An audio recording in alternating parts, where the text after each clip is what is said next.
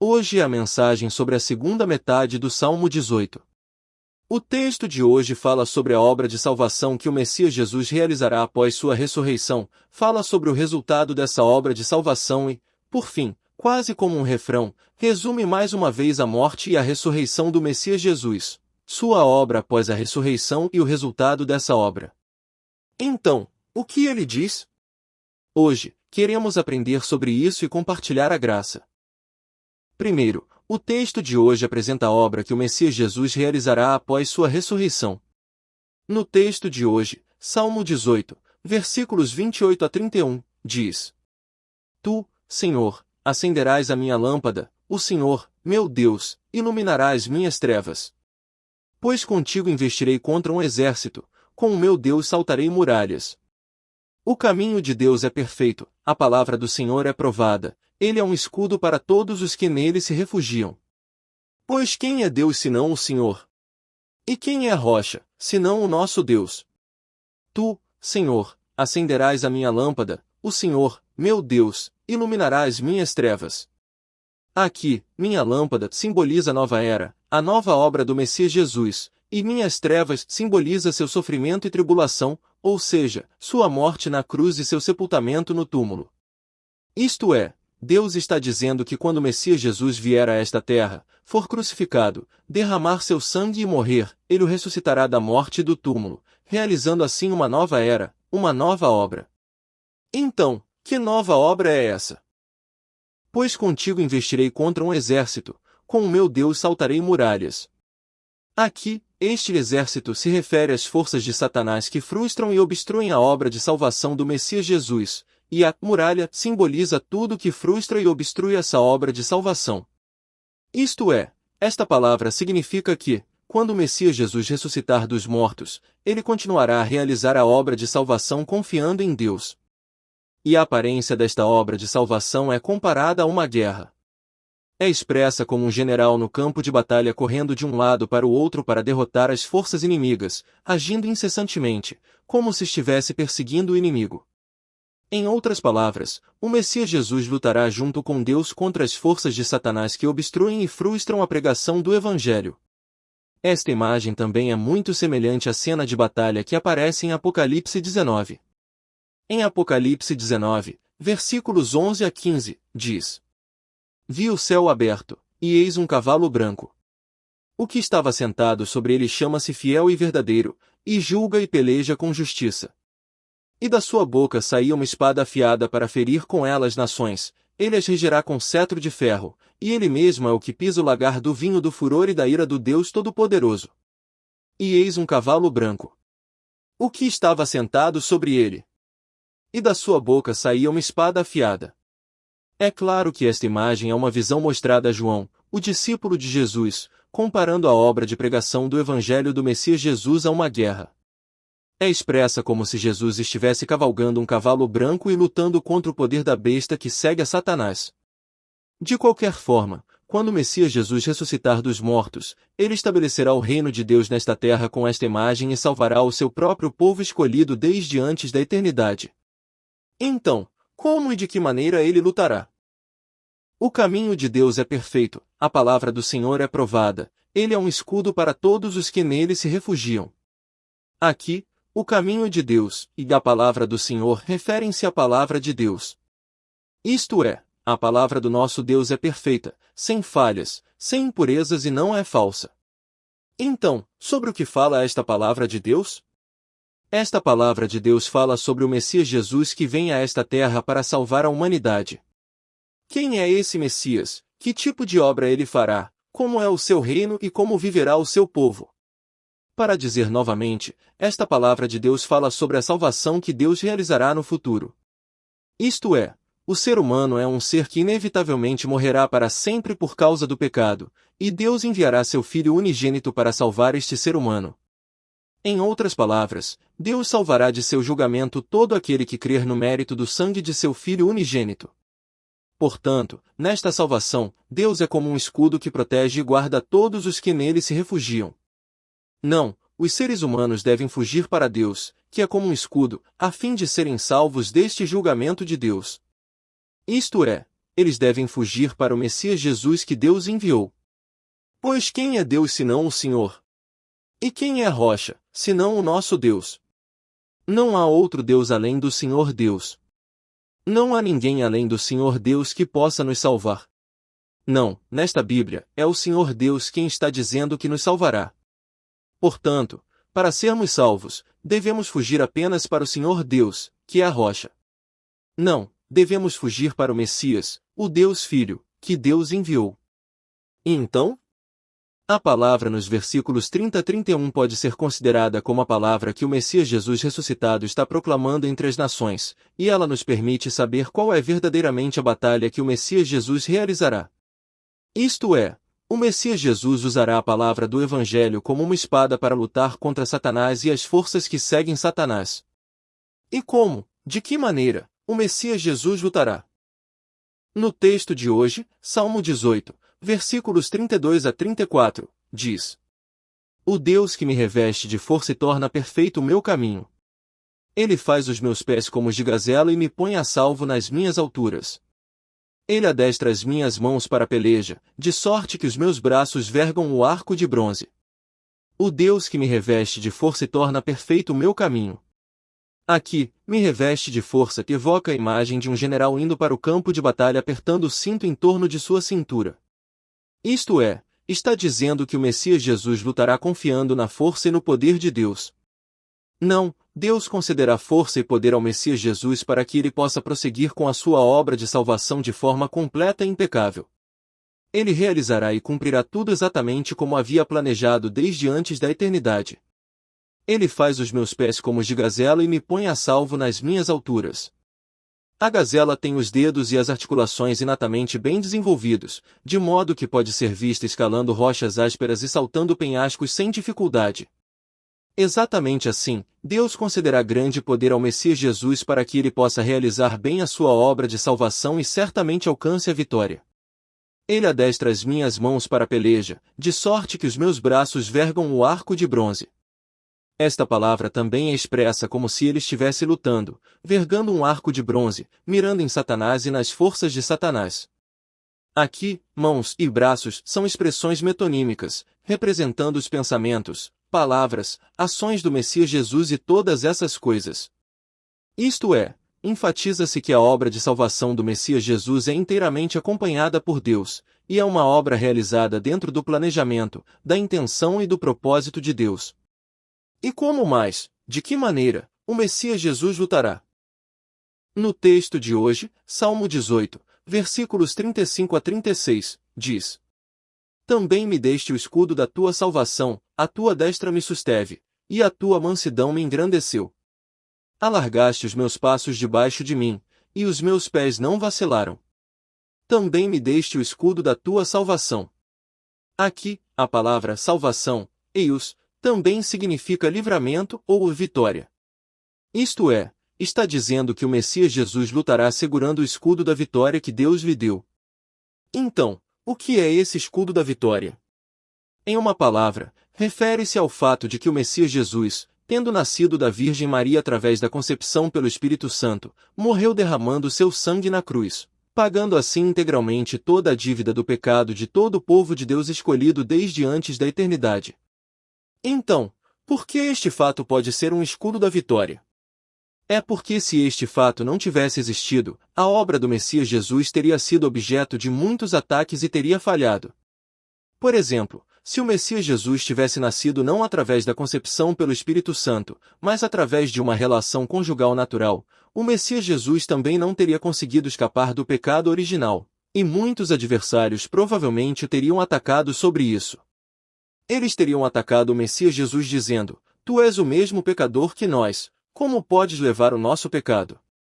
No entanto, porque o Messias Jesus veio como a semente da mulher através da concepção pelo Espírito Santo, ele pôde escapar do pecado original e levar o pecado da humanidade.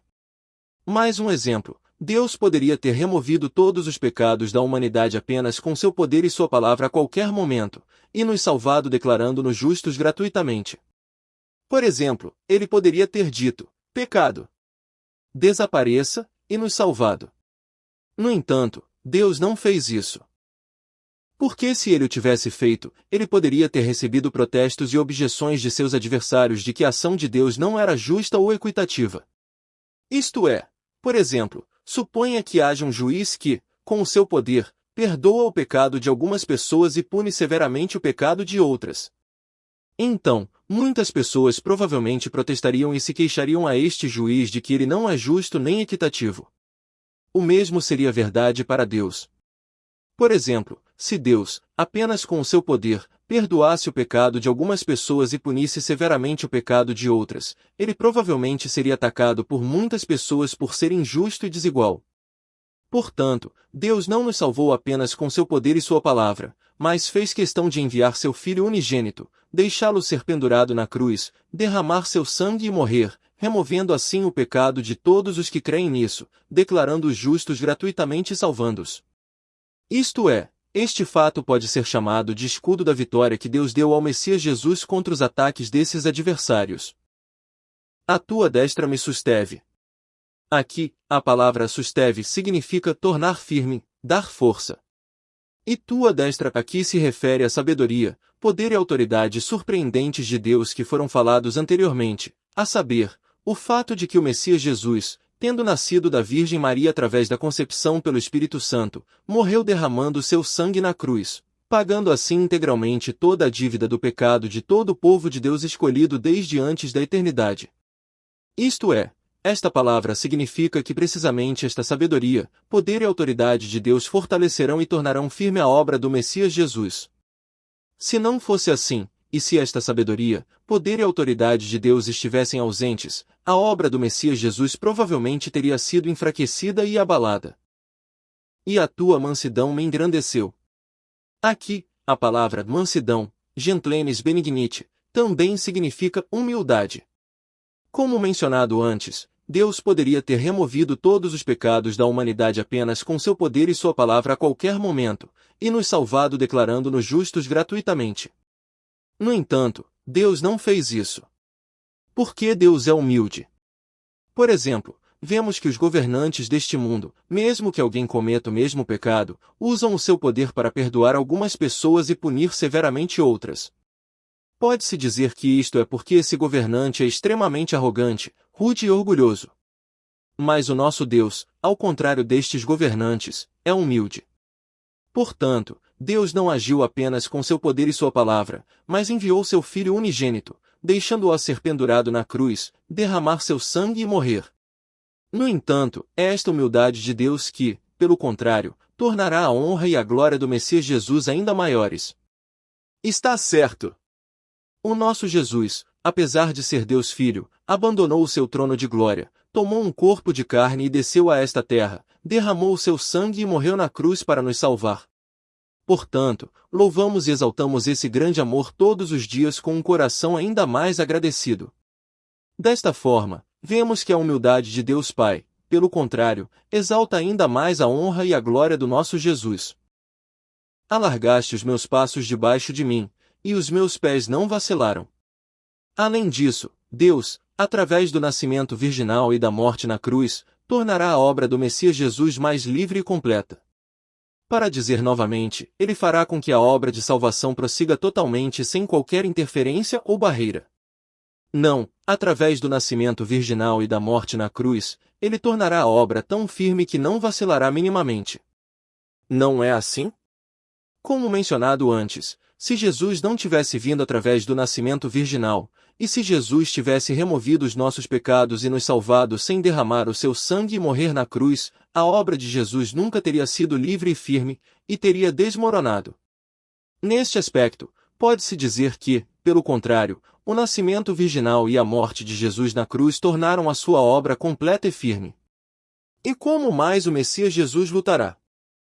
No texto de hoje, Salmo 18, versículos 37 a 42, diz: Persegui os meus inimigos, e os alcancei, não voltei senão depois de os ter consumido. Eu os feri, de sorte que não puderam levantar-se, caíram debaixo dos meus pés. Pois me cingiste de força para a peleja, fizeste abater debaixo de mim os que contra mim se levantaram. Deste-me as costas dos meus inimigos, e destruí os que me odiavam. Clamaram, mas não houve Salvador, sim, ao Senhor, mas ele não lhes respondeu. Eu os esmaguei como pó diante do vento, lancei-os fora como a lama das ruas. Persegui os meus inimigos, e os alcancei, não voltei senão depois de os ter consumido. Aqui, estes inimigos referem-se a Satanás e às forças de Satanás que frustram e obstruem a obra de salvação do Messias Jesus. Isto é, o Messias Jesus está determinado a esmagar todas estas forças de Satanás e alcançar a vitória através da sua obra de salvação. Não, ele diz que nunca interromperá a sua obra de salvação antes de aniquilar completamente todas estas forças de Satanás. Eu os esmaguei como pó diante do vento, lancei-os fora como a lama das ruas. Aqui, as palavras esmaguei e lancei-os fora estão ambas no tempo imperfeito. A Bíblia que estamos vendo expressa isso como se referisse a um fato passado, mas na realidade, está representando um fato futuro. Isto é, esta palavra também fala do Messias Jesus aniquilando completamente estas forças de Satanás e devastando as suas fortalezas através da sua obra de salvação. Em segundo lugar, o texto de hoje fala sobre o resultado da obra de salvação do Messias Jesus. No texto de hoje, Salmo 18, versículos 43 a 47, diz: Tu me livraste das contendas do povo, puseste-me por cabeça das nações, o povo que eu não conhecia me serviu. Assim que ouviram a minha fama, me obedeceram, os filhos de estranhos se submeteram a mim. Os filhos de estranhos se esvaeceram e saíram tremendo dos seus lugares seguros. Vive o Senhor, e bendita seja a minha rocha. E exaltado seja o Deus da minha salvação, o Deus que me vingou e que me sujeitou os povos. Tu me livraste das contendas do povo, puseste-me por cabeça das nações, o povo que eu não conhecia me serviu. Aqui, a palavra traduzida como contendas significa disputa, conflito. E povo aqui é usado para se referir a um grupo especial, ou seja, as forças de Satanás que se oporão ao Messias Jesus e frustrarão a sua obra. Isto é, tu me livraste das contendas do povo, significa que Deus protegeu e livrou o Messias Jesus dos ataques e da frustração das forças de Satanás. Para dizer novamente, refere-se a Deus livrando o Messias Jesus do processo, da contenda que os seus adversários realizaram para matá-lo quando ele veio a esta terra, isto é, ressuscitando-o da sua morte na cruz. E puseste-me por cabeça das nações significa que Deus não só ressuscitará o Messias Jesus dos mortos, mas também o estabelecerá como líder de muitas nações. Isto é, ele o estabelecerá como rei que governará e dominará muitas nações. Para dizer novamente, Deus fará com que o Messias Jesus, após a sua ressurreição e ascensão, se sente no trono celestial e continue a realizar a sua obra de salvação. Ele governará e dominará este mundo, este universo inteiro, para cumprir o plano de salvação que ele havia planejado desde antes da eternidade. Então, qual será o resultado disso? O resultado será que o povo que eu não conhecia me serviu.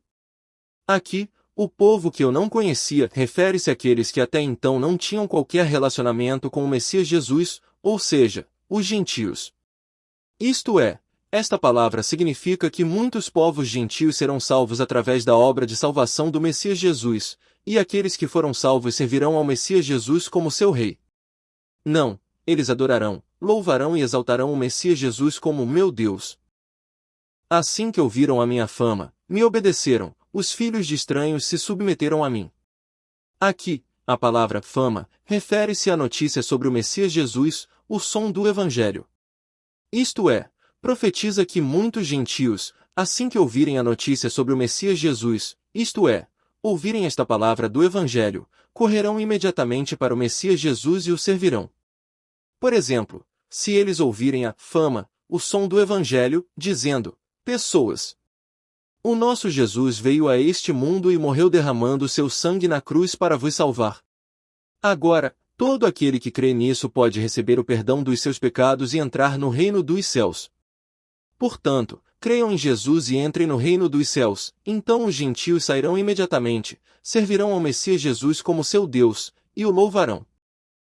Os filhos de estranhos se esvaeceram e saíram tremendo dos seus lugares seguros.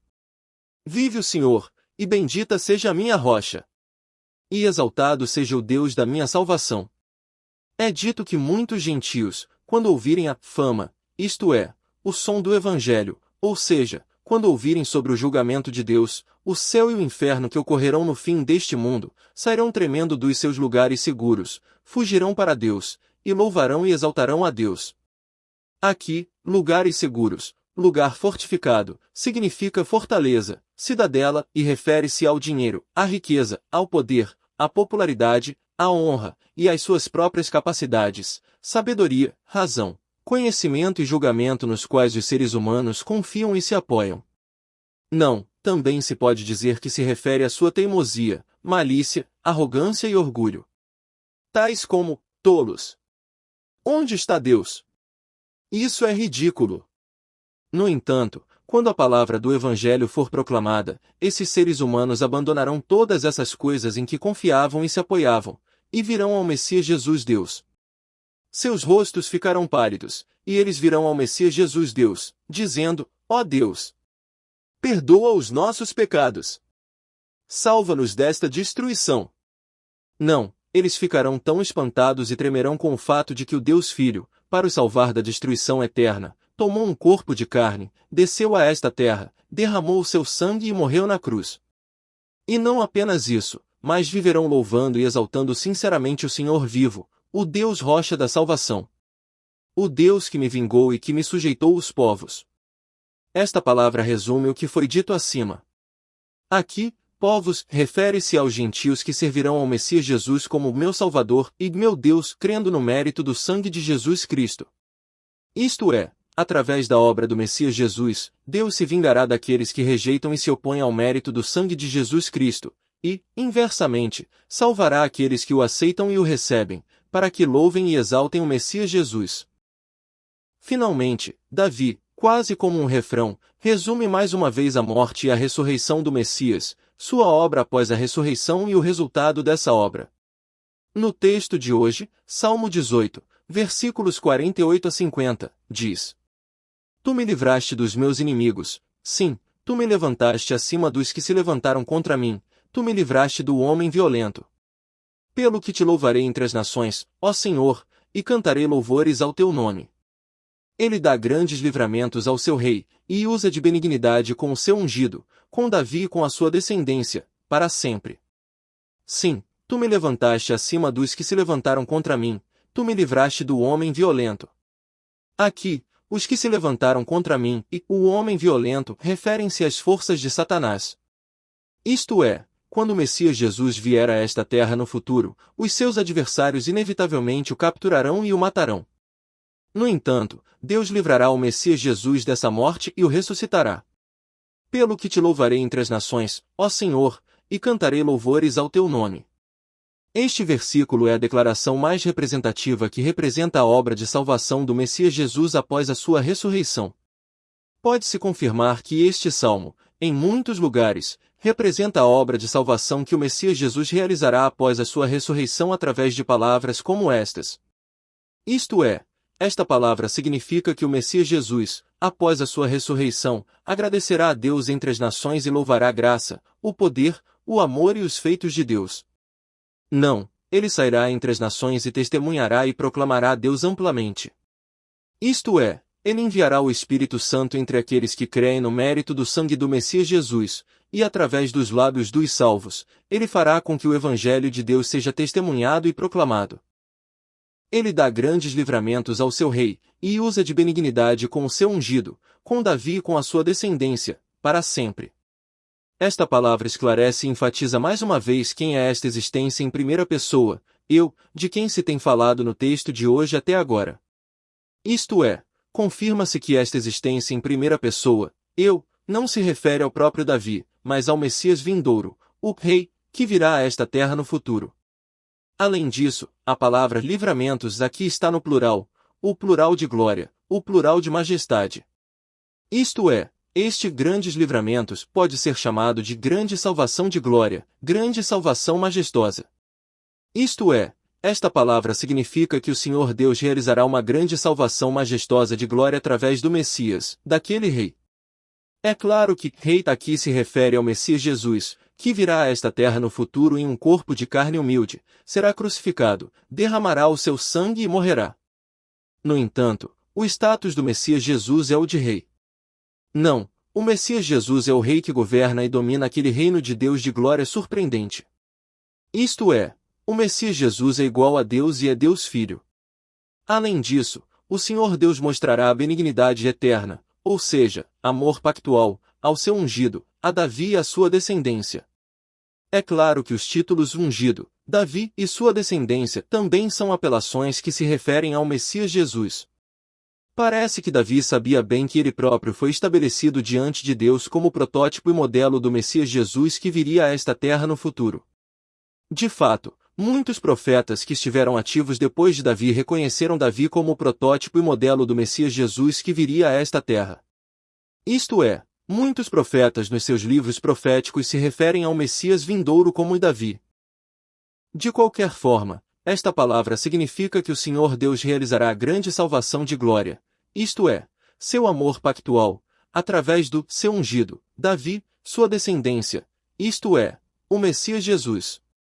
Isto é, ele cumprirá o seu plano de salvação através do Messias Jesus, e através disso, ele fará com que o Messias Jesus receba louvor e glória do seu povo. Assim que ouvem minha fama. Deus. Obrigado. Sou grato. Eu te amo. Eu vejo o plano de salvação surpreendente do nosso Senhor. Não, eu vejo que a salvação planeada por Deus não é um romance ou um mito, nem uma história inventada para estabelecer alguma religião. Verdadeiramente, eu vejo que é a salvação de Deus, que Ele planeou meticulosamente e tem realizado ao longo de longos séculos para nos salvar. Concede-nos a bênção de nos tornarmos participantes desta gloriosa salvação e de podermos entrar no reino dos céus eterno. Oro e abençoo em nome de Jesus. Amém. Se quiser saber mais, inscreva-se e curta.